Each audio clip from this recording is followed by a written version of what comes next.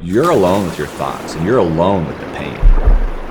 You're staring at the black line at the bottom of the pool, nonstop, for hours. A lot of people assume, because I was a swimmer, that going through BUD/S and the fact that we're a maritime-based, special operations organization, that BUD/S was a cakewalk or something like that for me. It was absolutely not. I always had this affinity towards, the service and the military, the SEAL reputation of like it's the hardest military training out there. I was drawn towards that. Wanted to find, that whole adage, the only easy day was yesterday. I was drawn towards that. It was like my bug light, even when I was a kid. After my first Olympics, I sort of had a resurgence of that childhood dream of joining the Navy to be a Navy SEAL.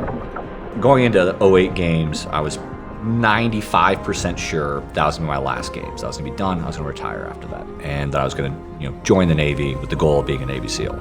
Larsen Jensen. Interestingly, at the 2008 games, President Bush was there.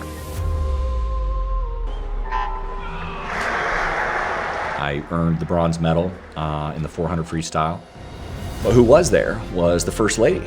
And so after that, the athletes paraded around the pool, and I climbed up the athlete bleachers to where the president was sitting and the First Lady, and I waved for the First Lady, Laura Bush, to come down because I was gonna give her my flowers. Apparently, I was not super clear on who I was waiting for, and President George W. Bush walked down. So you gave him the flowers? No, I didn't. He shook my hand and said, "Hey, you did America proud. Thank you for representing our country," and all this stuff. I said, "I appreciate that, sir, but I was actually not waving for you. I was waving for your wife. I want to give these to her." And I gave her my bouquet of flowers. And he said, "What are you gonna do next? You gonna go represent our country again?" I'm like, "Yes, sir, but I want to do it in a different way. I'm gonna be a Navy SEAL." At that point, when you make a commitment to the president, it's like, all right, this went from 95% to like, we're fucking going.